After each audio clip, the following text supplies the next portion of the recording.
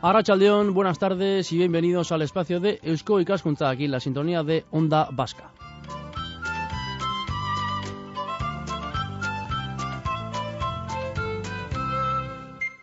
Bueno, primer domingo de septiembre y volvemos con las pilas cargadas después del verano, dispuestos a ofrecerles unos agradables ratos con nuestras tertulias de Eusko Ikaskuntza.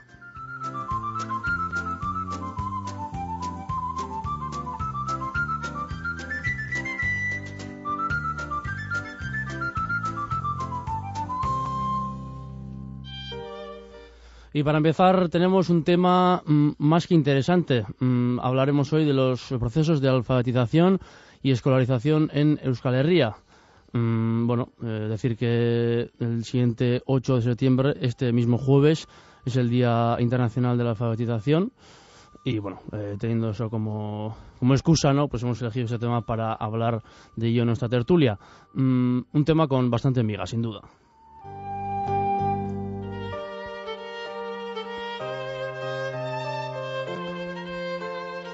Y sin más dilación, procedemos a presentar a nuestros invitados de hoy. Por un lado está con nosotros Pauli Dávila Balsera, arratsaldeon. ¿Qué show? Bueno, Pauli es catedrático de Teoría e Historia de la Educación en la UPV de Donostia.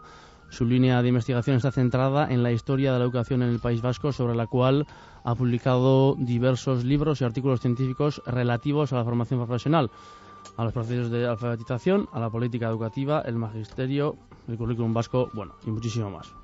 También está con nosotros Ana Izaguirre Sagardia, doctora en Pedagogía, que trabaja como profesora en la Facultad de Filosofía y Ciencias de la Educación en la UPV. Arratsaldeon. Arratsaldeon, bai.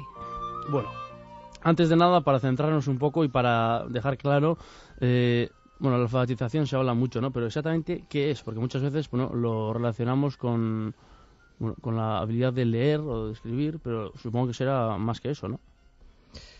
Bueno, en realidad lo que ocurre es que si nos fijamos en las formas de hablar que hay sobre alfabetización, casi todo es alfabetizable. Es decir, alfabetización es, en definitiva, tener los elementos básicos que nos permiten una comunicación social. Es decir, que en ese sentido vemos que se habla de alfabetización digital, de alfabetización vial, de alfabetización de muchos tipos, incluso alfabetización emocional, es decir, aquellas personas que no saben saber el ABC de lo que es una relación emocional o interpersonal, etcétera. Por lo tanto, yo creo que habría que distinguir dos cuestiones. Una, lo que es alfabetización en un sentido amplio, es decir, que podemos hablar de alfabetización para decir lo que necesitamos para entendernos mínimamente en un contexto social, y lo que es alfabetización en sentido estricto, es decir, saber leer y escribir en una lengua determinada. Por lo tanto, cuando hablamos de alfabetización, yo sería partidario, yo y muchos estudiosos del tema, para poder estudiarlo, pues prefieren ser estrictos y poner límites a eso que definimos como alfabetización. Es decir, es la capacidad, la competencia en lectura y escritura que nos permite transmitir y reproducir mensajes y entenderlos en un contexto determinado. Ahí hay muchas definiciones de alfabetización secundaria, alfabetización funcional, alfabetización crítica, etcétera.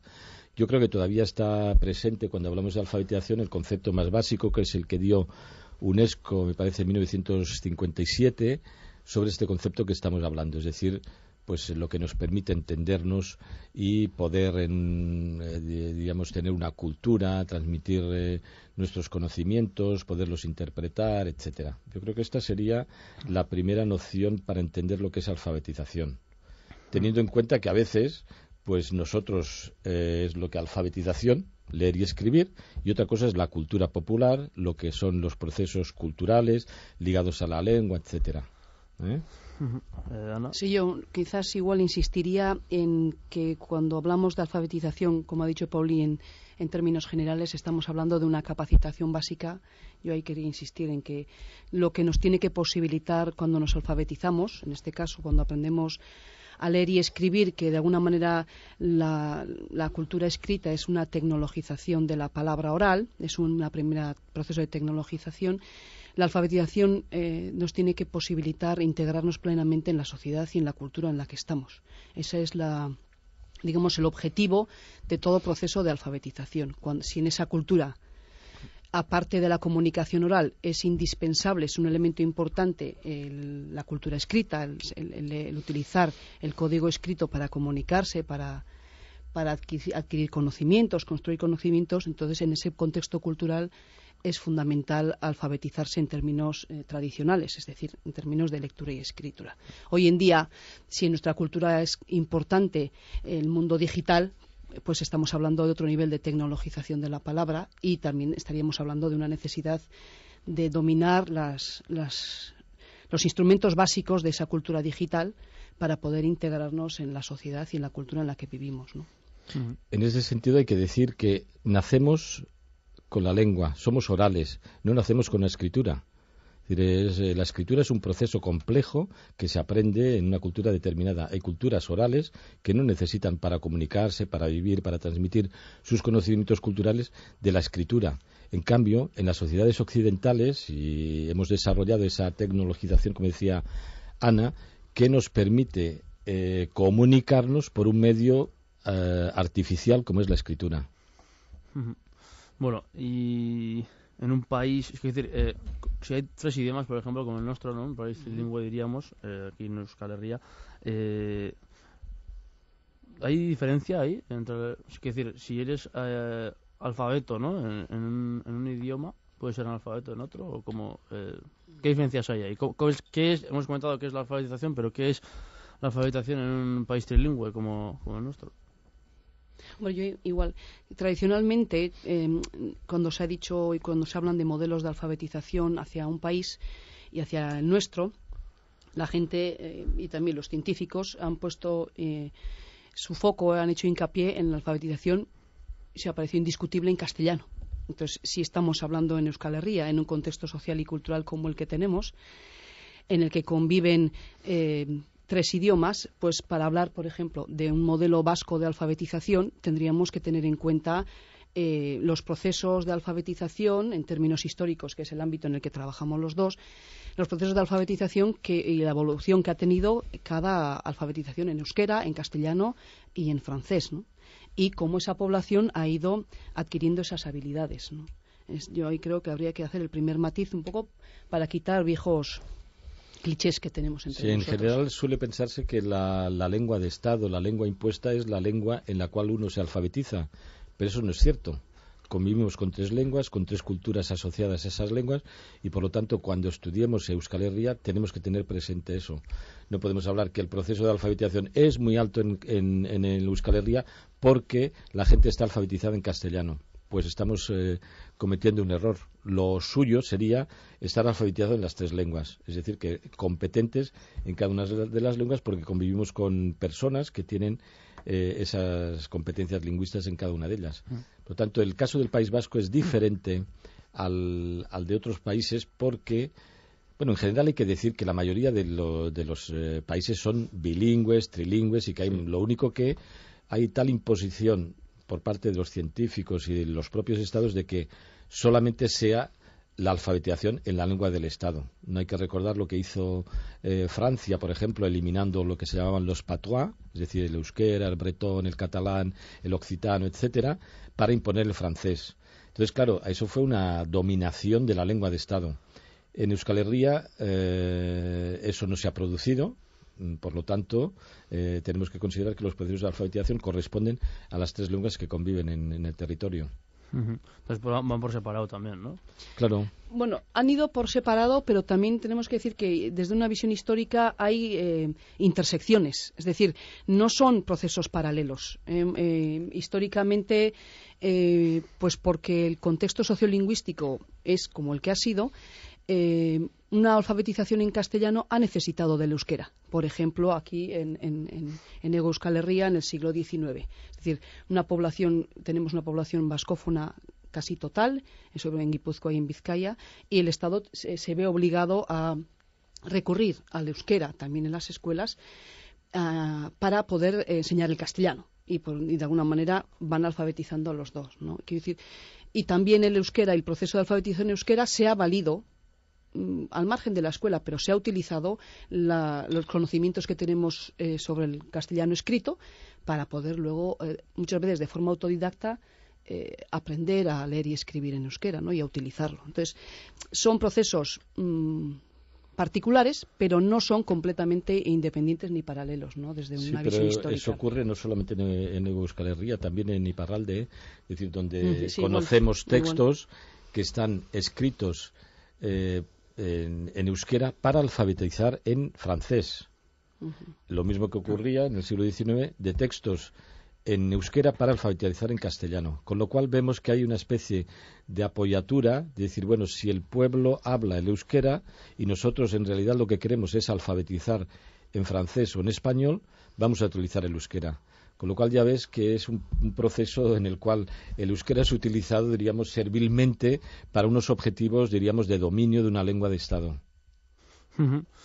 Bueno, supongo que la alfabetización pues ha tenido una evolución, habrá métodos, ¿no? ¿Cómo ha sido esa evolución aquí, en Euskal Herria? Aquí, bueno, lo primero que hay que decir es datos estadísticos. Es decir, hasta el siglo XX no tenemos datos en los cuales podamos decir qué porcentaje de población está alfabetizada. Hay que recordar que a mediados del siglo XIX los estados europeos acordaron hacer la estadística. Como sabes, la estadística es una ciencia de Estado y en ese momento parecía que había que hacer estadística de todo para fomentar la industria, para fomentar la cultura, etcétera. Entonces comenzaron a hacerse las estadísticas. En este caso se hicieron estadísticas de población en las cuales se pedía a la población si sabía leer o escribir o leer y escribir en una determinada lengua. Cuando se hizo en el Estado español, ahí se optó por preguntar si sabían el castellano, claro. Pero hasta 1981 no tenemos ningún dato estadístico sobre el conocimiento que tenía la población del euskera, escrito y hablado. Por lo tanto, ya ves que hay dos diferencias. Es decir, ya hace 1850, 60 tenemos las primeras estadísticas y hasta 70, 80 años, bueno, 100 y pico años después, no tenemos las estadísticas en euskera. Por lo tanto, a veces los datos que conocemos de escritores, etcétera, pues tanta población que sabe el euskera y tal, pues son fiables hasta cierto punto. Por lo tanto, hay un dato primero, es decir, que estadísticamente no sabemos qué número de gente alfabetizada en euskera existía. En cambio, sí que sabemos de gente que sabía, de la población que sabía en castellano. Por lo tanto, lo que sí que lo que se ha visto desde el punto de vista estadístico es que Álava, Navarra, Vizcaya y Guipúzcoa aparecen en las primeras provincias con mayor conocimiento, con más alto porcentaje de personas que escriben y leen en euskera. En castellano, perdón. Lo cual, fíjate lo que nos está diciendo, que en una sociedad bilingüe, como es en el siglo XIX, el porcentaje de alfabetizados en castellano es altísimo. Lo cual, a poco que hagamos una lectura poco crítica, si quieres, podemos llegar a la conclusión que la imposición de la lengua de Estado por parte de España fue muy importante. En Álava esa situación es menos contrastable porque la población estaba ya muy castellanizada, o en Navarra, pero es que en el caso de Guipúzcoa y en el de Vizcaya todavía había un porcentaje alto de euskaldunes. Por tanto, ahí yo creo que una de las claves para entender esa evolución es entender primero la población o la imposición de una determinada lengua, en este caso el castellano, y en francés también ocurre lo mismo. Es decir, antes de de la Revolución Francesa, ya se hizo un informe en la cual se veía que el alto porcentaje de población euskaldun en Iparralde y la imposición del francés, claro. Esto va a durar durante el tiempo, produciendo un proceso de españolización y un proceso de afrancesamiento en detrimento del euskera, claro. Ana. Bueno, yo en cuanto a los métodos que tú decías, no sé si habría que hablar tanto de métodos como de procedimientos y agentes diferentes que han participado en los procesos de alfabetización en nuestro país, ¿no? Cuando hablamos de alfabetización también, teniendo en cuenta esta particularidad nuestra que tenemos de una lengua de Estado y unas lenguas nacionales, como la nuestra, tenemos que tener en cuenta que cuando hablamos de alfabetización no es solamente enseñar a aprender y a leer en la escuela, Esa es una visión también que habitualmente tiene la gente. Si solo fuese esa la visión, es decir, nos alfabetizamos en la escuela, aprendemos a leer y escribir, pues en euskera podríamos decir que no hemos sido alfabetizados hasta hace 30 o 40 años, porque no había escolarización en euskera. Entonces, claro, eso es un límite muy importante y yo creo que esta visión ha contaminado muchos de los análisis que se han hecho hasta ahora, ¿no? Entonces, cuando hablamos de alfabetización estamos hablando de cómo la población aprende a leer y escribir y cómo usa también esa habilidad de escribir y de leer en su vida cotidiana, ¿no? En cuanto a cómo ha aprendido a leer y escribir, pues bueno, ahí habría que hablar de los sistemas y las formas de transmisión y de enseñanza que se han llevado a través de la escuela y también cómo se ha aprendido a leer y escribir fuera de la escuela, que eso, por ejemplo, en el caso del euskera ha sido una pieza fundamental. En todo el siglo XIX y parte del XX, donde la escolarización ha sido absolutamente en castellano, sabemos, y es real, y está ahí, que la gente sabe leer y escribir en euskera. Y lo ha hecho por otra vía, por un espacio cultural, por unos procesos autodidactas en muchos casos, con la ayuda también de la Iglesia en otro montón de casos particulares y también colectivos. Y creo que cuando hablamos de método hay que también diferenciar esos ámbitos. Por una parte, cómo se ha ido trabajando y enseñando y practicando en la lectura y la escritura en la escuela, en euskera y en castellano a lo largo de estos 200 años, que han sido los 200 años de alfabetización que hemos vivido, y qué otros modos y formas ha habido de aprender y practicar la lectura y la escritura, tanto en euskera, sobre todo en euskera, en esos mismos 200 años, ¿no? Uh-huh. Bueno, o sea, se puede saber un idioma y ser analfabeto a la vez. Sí, claro, es lo habitual. Nacemos analfabetos desde esa perspectiva, gracias a Dios. Sí. Lo que pasa, yo creo nacemos sin saber hablar también. Sin saber hablar, sí, claro. Sí, pero puedes dominar un idioma o saber, por ejemplo, no sé, hablar en euskera y ser a la vez analfabeto. Sí. Es posible. Sí, ¿no? Sí, claro. A ver, biológicamente nacemos preparados para hablar, no nacemos preparados para escribir. Uh-huh. Es decir, que toda la articulación fisiológica que tenemos es para hablar. Lo que ocurre que, claro, tú puedes alfabetizarte en escritura, en lectura, pero una cosa es alfabetizarse y otra cosa, como ha dicho Ana, es hacer uso. Uh-huh. Entonces, lo más importante lo que creemos que es más importante cuando hablamos de alfabetización es el uso que se hace. Actualmente hay muchos analfabetos que se llaman secundarios, etcétera, es decir, que gente que sabe leer y escribir, pero que prácticamente no hace uso. Yo, por ejemplo, en clase suelo preguntar a veces a mis alumnos y a las alumnas, digo, bueno, vosotros que sois estudiantes, decidme qué uso hacéis de la escritura durante el día. Y te puedo decir que la escritura la utilizan muy poco, y eso que son estudiantes. A lo mejor es para poner una notita, para decir voy a comprar no sé qué, para poner contestar un correo, etcétera. Lo cual, ¿qué te está diciendo? Que tú puedes estar alfabetizado, pero de hecho el uso es muy pobre. Entonces, una cultura con escaso uso de la alfabetización es una cultura empobrecida. Desde luego en cultura escrita, que es lo que estamos hablando, claro. Bueno, decíamos cuáles eran las claves, ¿no?, de la evolución. Supongo que la escuela también ha sido muy clave, ¿no?, en este papel de alfabetizador, ¿no? Yo creo que hay estudios que se han hecho sobre lo que se llaman modelos de alfabetización europeos. Se aprecia que no en todos los modelos la escuela ha sido fundamental para alfabetizar, ha sido un agente alfabetizador.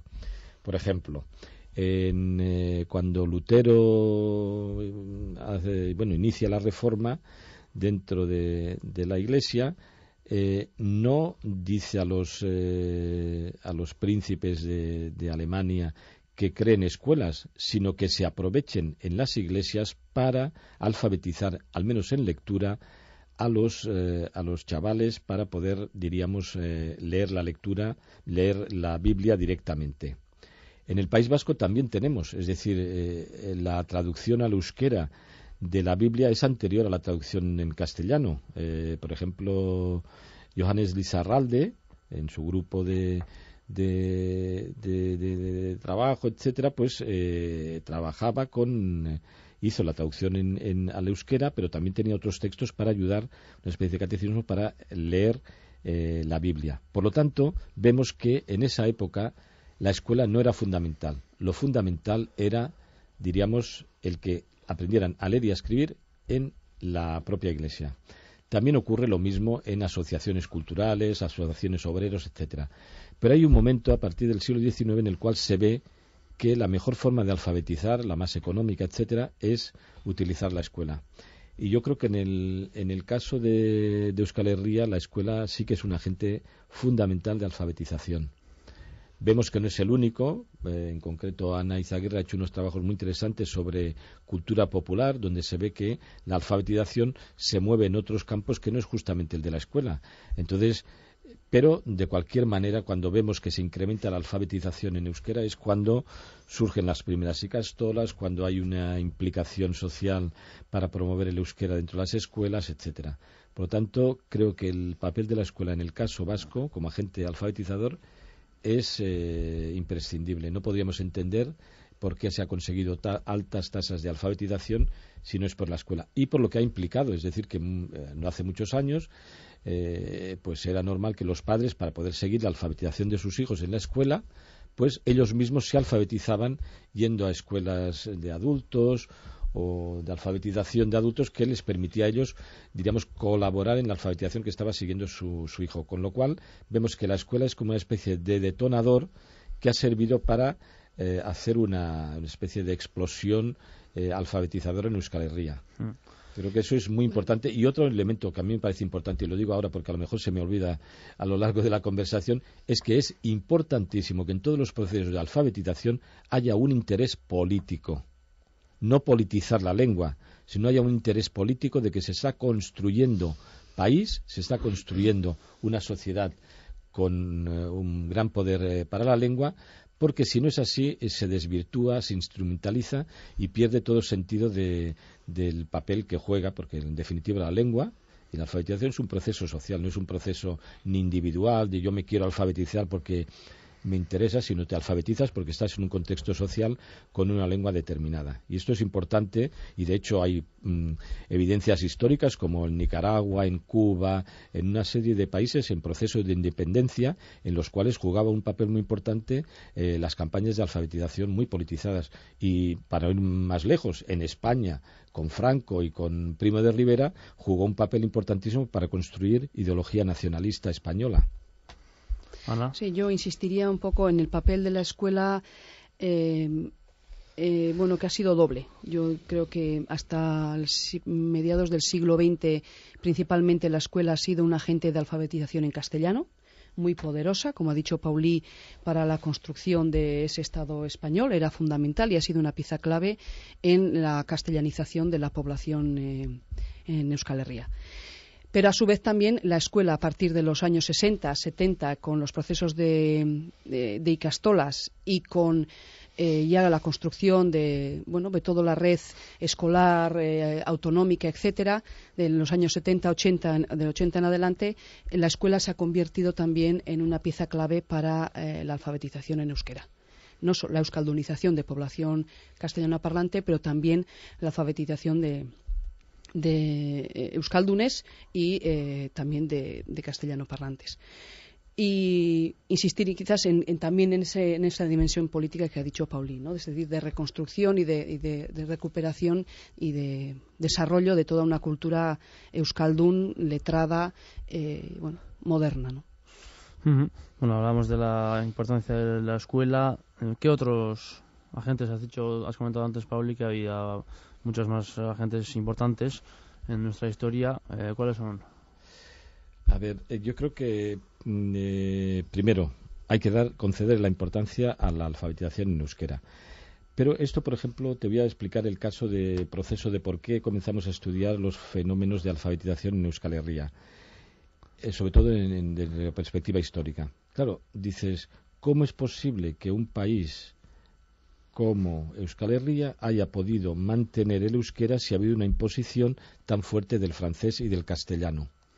Entonces, lo que ahí nos obligaba a la hora de investigar eso era a olvidarnos de la escuela, a olvidarnos de la imposición del castellano y del francés y a estudiar dónde podemos encontrar prácticas sociales donde el euskera estuviera presente. Y entonces ahí ya descubres otro fenómeno importante, es decir, descubrimos que había desde revistas, asociaciones culturales, la iglesia, la familia, entornos muy diferentes donde el euskera, al margen de la concepción, diríamos, un poco de soslayo que se ha hecho sobre es una lengua que se va a morir, de todas las políticas que a finales del siglo XIX, pues Unamuno y compañía decían sobre el euskera, veíamos que eso no se correspondía con lo que ocurría en la realidad. Era una lengua que tenía otros espacios, y en este sentido yo creo que han analizado muy bien en un trabajo suyo, otros espacios de alfabetización donde el euskera estaba presente, sean los juegos florales, etcétera. ¿Qué quiere decir esto? Que aunque sean elementos que diríamos poco importantes, de hecho lo que se aprecia en ellos es que debajo de esos fenómenos literarios, de versolaris, de asociaciones culturales, etcétera, estaba subyacente una comunidad de lengua que defendía esas, digamos, actividades culturales, donde la lengua era un elemento importante, no desde el punto de vista político, sino desde el punto de vista cultural. En este sentido hay que hacer, yo diría, una ruptura de lo que es la recuperación o la reivindicación del euskera como elemento cultural y la reivindicación del euskera como elemento político. Es decir, el PNV, en concreto Sabino Arana, va a ser el elemento, diríamos, que cambie esa perspectiva. Es decir, diríamos, a principios del siglo XX, pero es que posteriormente, digamos, con el surgimiento de todo el movimiento alrededor de ETA, veremos también que ahí la lengua vuelve a ser un elemento clave para la definición de Euskal Herria.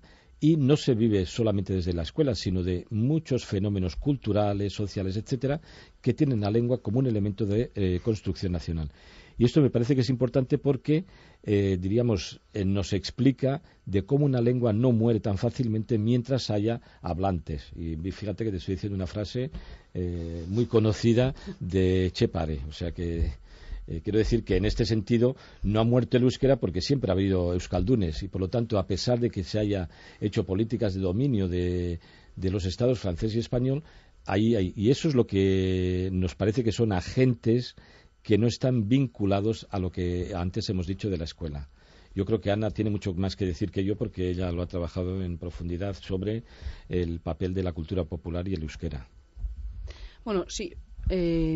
Como decía Pauli, con lo que nos hemos encontrado cuando analizas la alfabetización y los procesos históricos de alfabetización es cómo analizas, cómo explicas que una lengua no de Estado y con tan poco desarrollo institucional como ha tenido el euskera en estos 200 años, sobrevive y además consigue que haya una cultura escrita con una población que la sigue, que es capaz de leer en euskera y escribir, ¿no? No solo unos pocos, sino cada vez más gente y una población más extensa. Y la explicación vendría por toda una serie de prácticas culturales que se han venido desarrollando en estos 200 años, a partir de la segunda mitad del siglo XIX hasta la actualidad, que son prácticas culturales que han insistido fuertemente en desarrollar no solo el euskera hablado, sino sobre todo también el desarrollo del euskera escrito y potenciar la lectura en la población más popular, en las capas más populares de la sociedad. Prácticas culturales que han ido, por ejemplo, desde el bertsopapera, que es un fenómeno fundamental para entender el proceso de alfabetización en euskera. El hecho de que la gente aprenda a leer versos oyéndolos es una práctica muy habitual en otros países y también en el nuestro. Y yo creo que es un elemento fundamental para entender cómo en el siglo XIX había gente que podía leer en euskera, sin haber ido a la escuela y sin haber aprendido a leer específicamente en ninguna escuela concreta, ¿no? Porque evidentemente la escuela entonces era en castellano.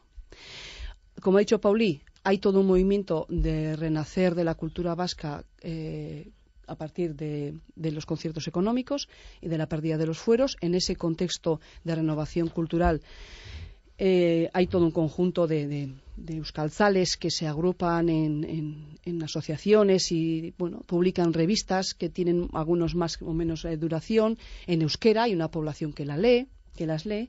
Están los calendarios de pared fundamentales que nosotros todos conocemos seguramente, que se han mantenido hasta ahora. Pues es una lectura popular que ha calado en todas las cocinas de por lo menos Guipúzcoa y Vizcaya, ¿no? Es decir, esos tacos de pared donde estaban las amonas leyendo día a día algún texto pequeñito detrás del día que tocaba, ¿no?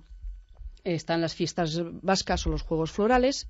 Son todas prácticas culturales que hacen que la gente aprenda sobre todo a leer y practique la lectura y la escritura, y vaya emergiendo toda una cultura escrita que luego dará pie pues a formaciones y a construcciones mucho más científicas, ¿no? Pero empieza desde lo que es una educación popular, de lo que son prácticas culturales populares, ¿no? Y también ya en el siglo XX yo creo que es importante resaltar la importancia y el papel que han jugado, por una parte, fuera de lo que es la escuela primaria, lo que es la alfabetización primaria de los niños, el papel que han jugado AECA, ha jugado después ABE o los diferentes euskaltegis en la alfabetización y euskaldunización de adultos, que ha sido fundamental y ha sido un proceso paralelo al desarrollo de las ikastolas, y que yo creo que hay que insistir en toda la labor de innovación pedagógica que han supuesto tanto en los procesos de enseñanza de la lengua y de la lectura y la escritura para adultos, y también de innovación pedagógica en el campo de la educación de adultos, ¿no? A su vez, hay también otra serie de prácticas culturales dirigidas a los niños, pues como son el Lumen Deia, una revista infantil que incita a que los chavales participen escribiendo, etcétera, en los años 60. Está la campaña Kili Kili, que más de uno nos tocó en nuestra época infantil, que también tenía como objetivo potenciar y reforzar la práctica de la escritura en euskera en la población infantil, que no toda era una población que asistía a la escuela o a las ikastolas en euskera, pero que sabían euskera y que de alguna u otra manera podían ser capaces de escribir algo y sobre todo de leer en euskera con un cierto hábito, ¿no? También habría que no olvidar o remarcar también la importancia que ha tenido Euskaltzaindia como aquel ente que ha posibilitado la estandarización del euskera, de forma que esa estandarización haya posibilitado un desarrollo de la cultura escrita euskaldun en ámbitos que hasta entonces, hasta los años 60, 70, pues no se accedía o no estaban poco desarrollados.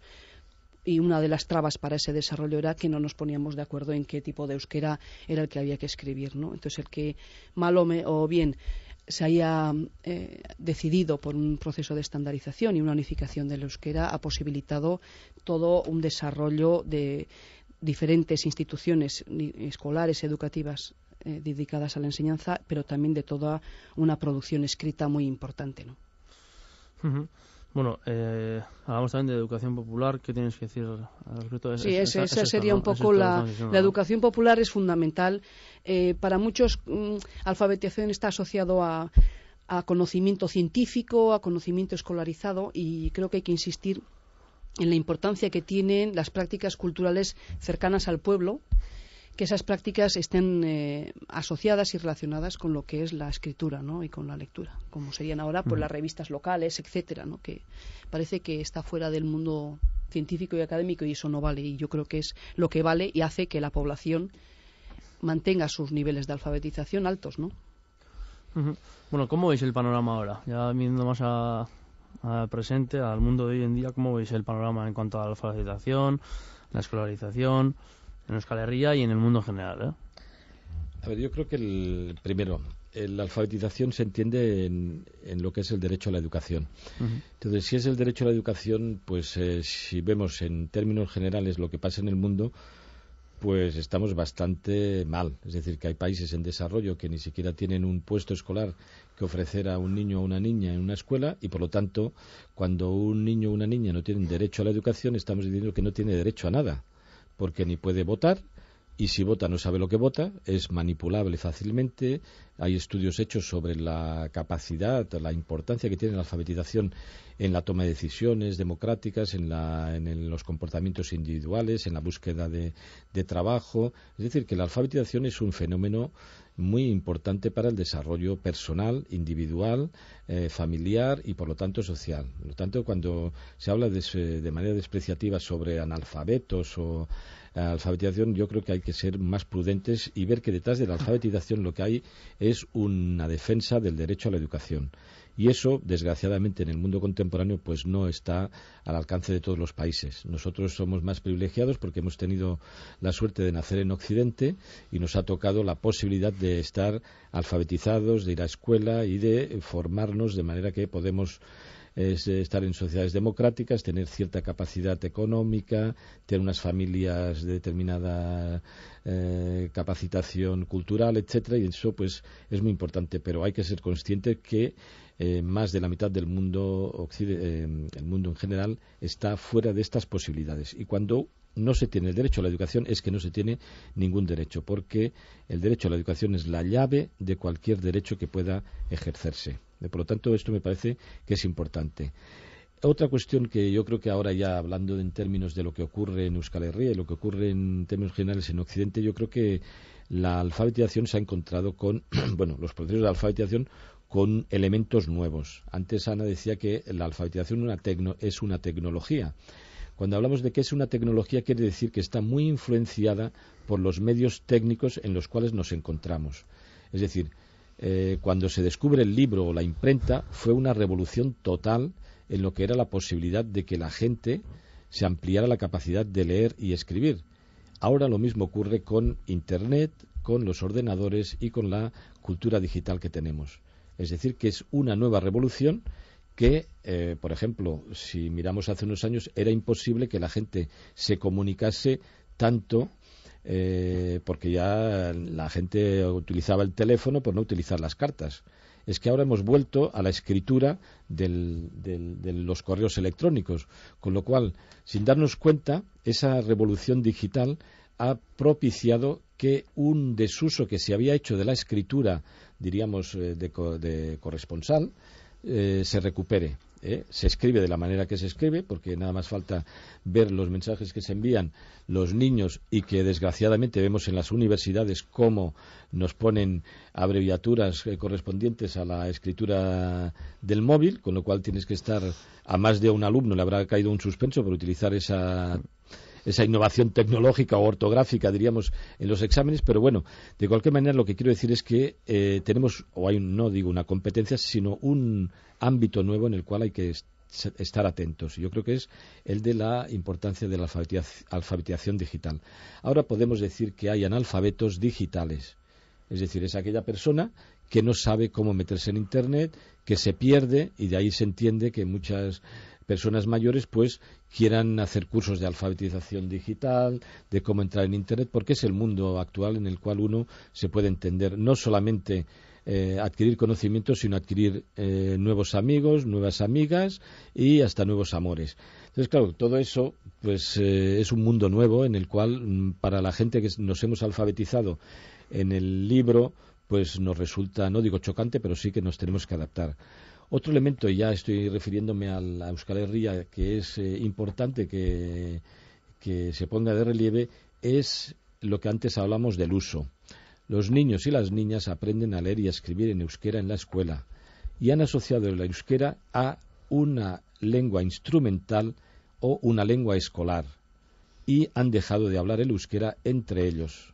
Las quejas que ha habido, yo recuerdo algunos momentos en que más de un responsable político pues se quejaba de que y de estudios que se han hecho de que los niños pues hablan en castellano cuando están en horas de recreo, cuando están en icastolas, etcétera. Yo creo que eso es un fenómeno que hay que cuidar. No digo imponer a los chavales que hablen en euskera, pero sí que se pongan las condiciones para que los niños y las niñas puedan ver en el euskera no una lengua escolar, sino una lengua social en la cual puedan hablar de todo y que se vean, diríamos, como una lengua de comunicación entre ellos.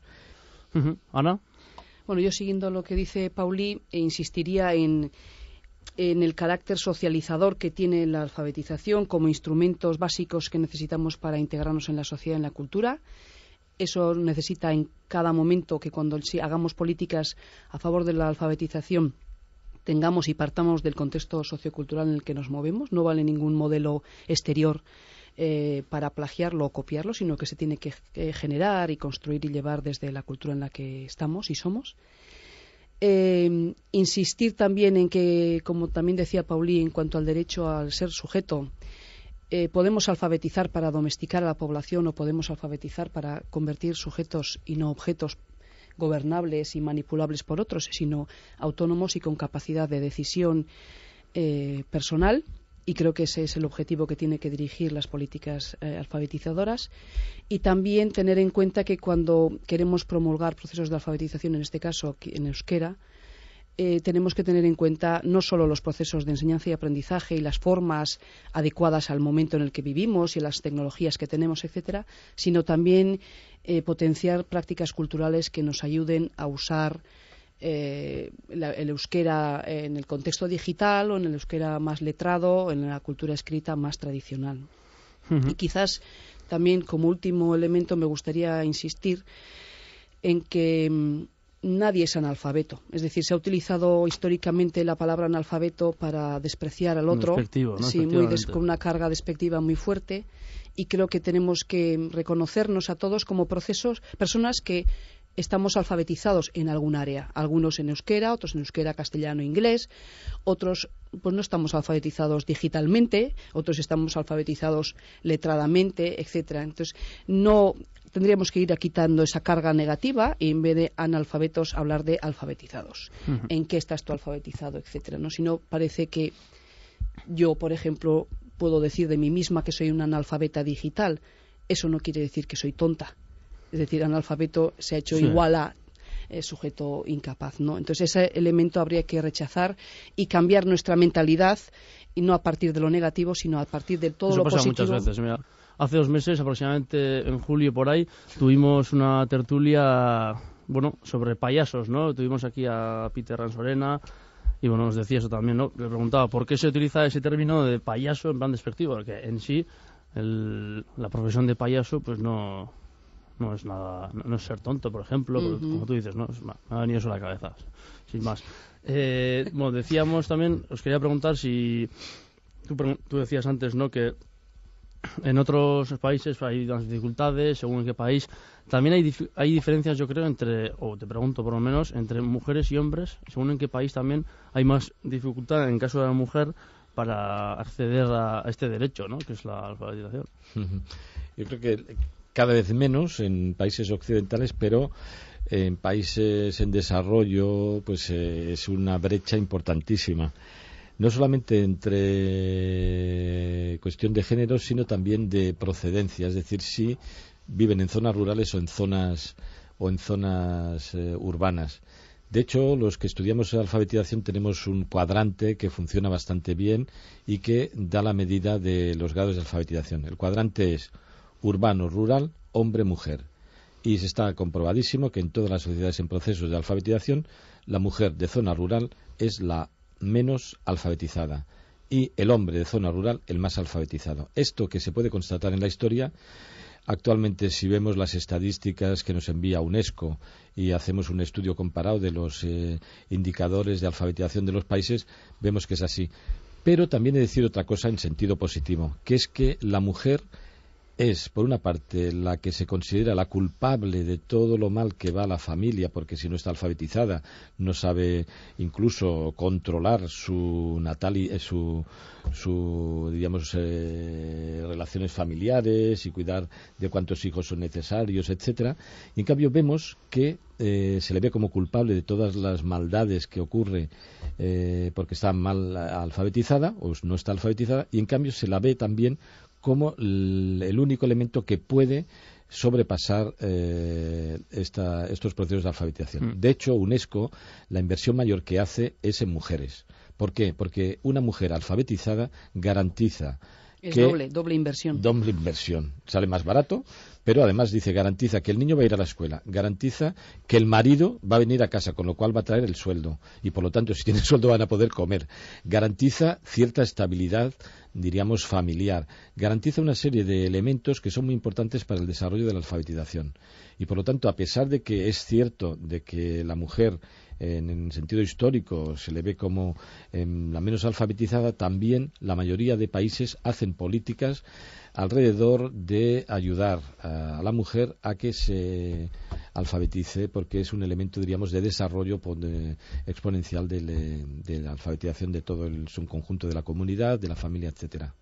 Por tanto, me parece muy pertinente tu pregunta, porque a veces hablamos de alfabetización que sin distinguir estos elementos, y yo creo que son fundamentales, no por solamente la consideración social que muchas sociedades se tiene sobre la mujer, sino en sentido positivo. Ten en cuenta que hay muchos países árabes o del área islámica que a la mujer les tiene prohibido incluso el acceso a la lectura y la escritura. Claro, pues esto es grave porque, lo que decía antes, cuando a uno se le niega el acceso al conocimiento es que le estás negando cualquier derecho. Bueno, pues vamos a ir cerrando, queda poco tiempo, pero antes de terminar os quiero preguntar cuál es vuestro mensaje, qué se puede mejorar en este aspecto, qué creéis que es el objetivo, hacia dónde tenemos que ir, un poco como el último mensaje, ¿no? Yo creo, ya que has mencionado que estamos cerca de celebrar el Día Internacional de la Alfabetización, pues decir que todavía queda mucho por hacer. Yo creo que insistiría en que hay que fundamentar una buena lectura y una buena escritura. Quiero decir que las personas que tienen cierta asiduidad a disfrutar de la lectura y la escritura tienen una mejor comunicación verbal, tienen una mayor capacidad de razonamiento, tienen una mayor capacidad de entender a las otras personas, etcétera. Por lo tanto, no hay que despreciar el que una persona sabe leer y escribir, porque ahora estamos en la cultura contraria, es decir, que una persona que es erudita, que tiene cierta cultura, pues casi que es despreciable, porque lo que vale es lo que aparece en televisión.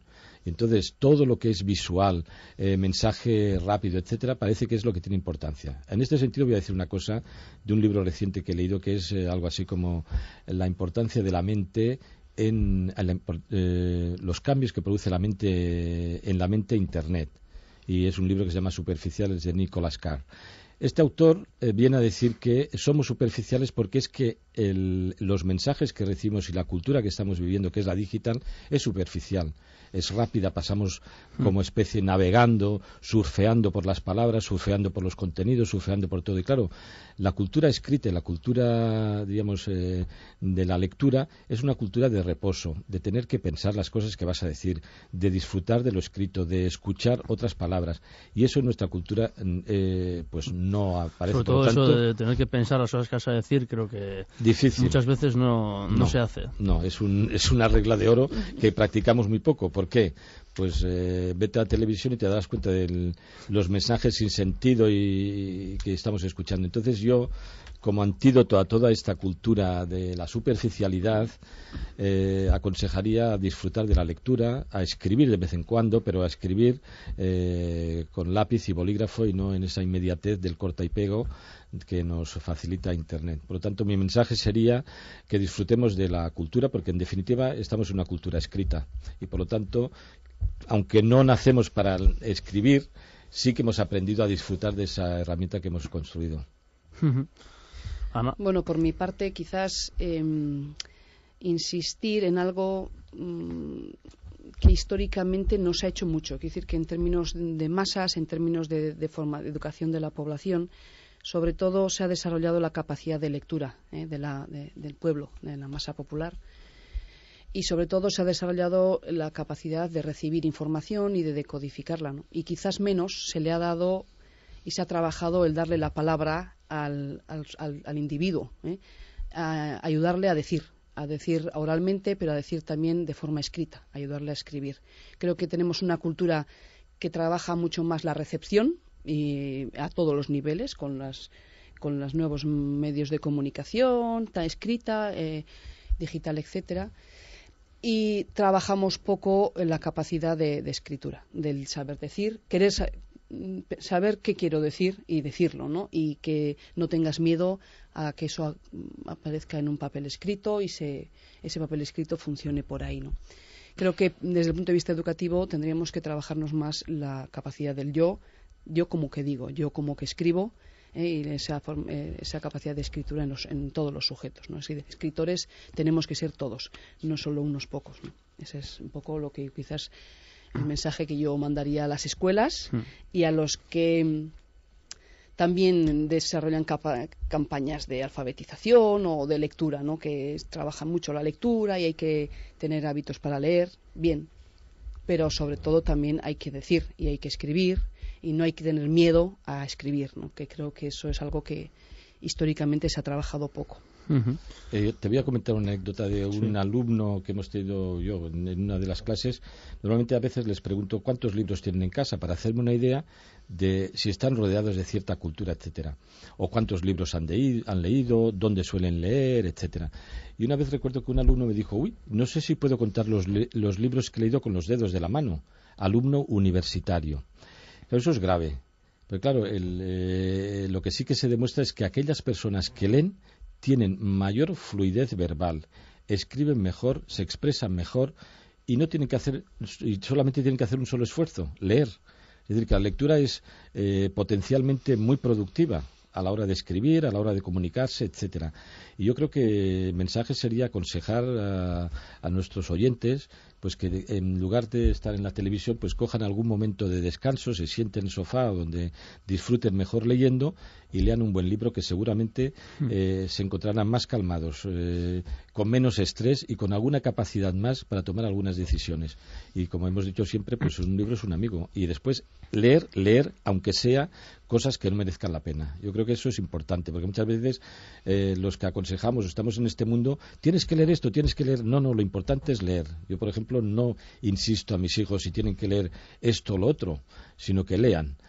Que lo hagan ya es otra cosa, que esa es una batalla que tenemos que tener en casa. Como en todas las casas, ¿no? Eso es. Batalla que, no va a ser fácil muchas veces, ¿no? No es fácil. Bueno, pues aquí quedan mensajes, sin duda. Ha sido un placer. Ha pasado una hora prácticamente volando. Un placer que estéis con nosotros. Pauli Davila Balsera, mi esker, gurekin otagatik. Eta berdin, Ana Izagirre Sagardia, mi esker gurekin otagatik. Mi esker da horren arte.